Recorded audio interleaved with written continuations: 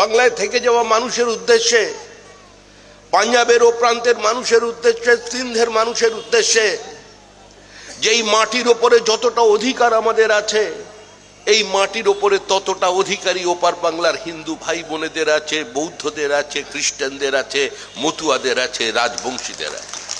পূর্ব পাকিস্তানে কিংবা অধুনা বাংলাদেশে অত্যাচারিত হয়েছিলেন।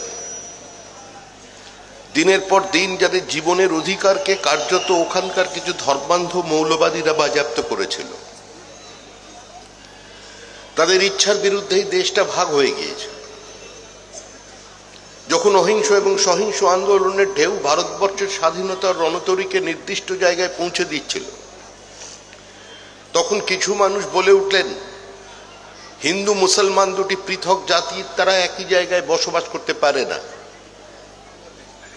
আবার কিছু মানুষ রাস্তায় নামলেন, বললেন, একই বৃন্তে দুটি কুসুম, হিন্দু মুসলমান। এক তরফের মানুষ বললেন, minority has a right to self determination, আত্মনিয়ন্ত্রণের অধিকার চাই। আরেক দিকের মানুষ বললেন যে আমরা বিভাজনের মধ্যে দিয়ে শান্তিতে বাঁচতে চাই। আর কিছু ধর্মান্ধ মানুষ কলকাতার রাজপথে স্লোগান দিয়ে দিলেন, কান মে বিড়ি মুহ মে পান, লড়কে লেঙ্গে পাকিস্তান। আমাদের ইচ্ছার বিরুদ্ধে দেশ ও মাতৃকার অঙ্গচ্ছেদ হয়ে গেল। 1947 সালের 15ই আগস্ট আমরা হেরে গেলাম ব্রিটিশ সাম্রাজ্যবাদী কূটনৈতিক চতুর শয়তানির কাছে।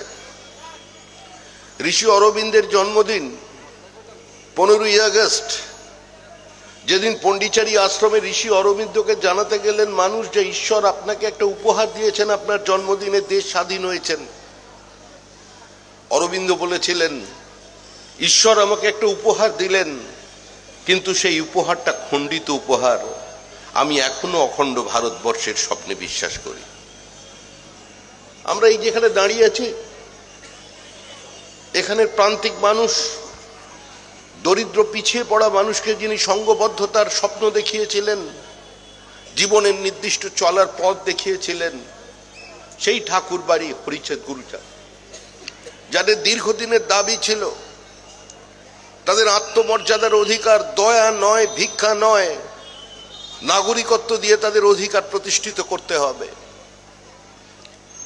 যে স্বপ্ন এই ঠাকুর বাড়ির অতীতের যারা প্রতিষ্ঠাতা তারা দেখিয়েছিলেন, আর যে স্বপ্নের সঙ্গে গান্ধীজির প্রতিশ্রুতি বা সম্পৃক্ত হয়েছিল, আজকে এই প্রজন্মকে সে কথা জানতে হবে। দেশ ভাগ হচ্ছে, গান্ধীজি ভাগের অব্যবহিত পরে বলে দিলেন, আজকে যে মানুষজন নিজেদের ইচ্ছার বিরুদ্ধে পূর্ব পাকিস্তানে কিংবা পূর্ব পাঞ্জাবে থেকে যেতে বাধ্য হয়েছেন, তারা যদি কোনোদিন অসহায় বোধ করেন, তারা ভারতবর্ষে আসেন, তাহলে তাদের জীবন এবং জীবিকাকে সুরক্ষিত করতে হবে এবং সেই করার দায়িত্ব হবে ভারত সরকারের। তিনি একথাও বললেন, ওপারলায় থেকে যাওয়া মানুষের উদ্দেশ্যে, পাঞ্জাবের ও প্রান্তের মানুষের উদ্দেশ্যে, সিন্ধের মানুষের উদ্দেশ্যে, যেই মাটির ওপরে যতটা অধিকার আমাদের আছে, এই মাটির ওপরে ততটা অধিকারী ওপার বাংলার হিন্দু ভাই বোনেদের আছে, বৌদ্ধদের আছে, খ্রিস্টানদের আছে, মতুয়াদের আছে, রাজবংশীদের আছে।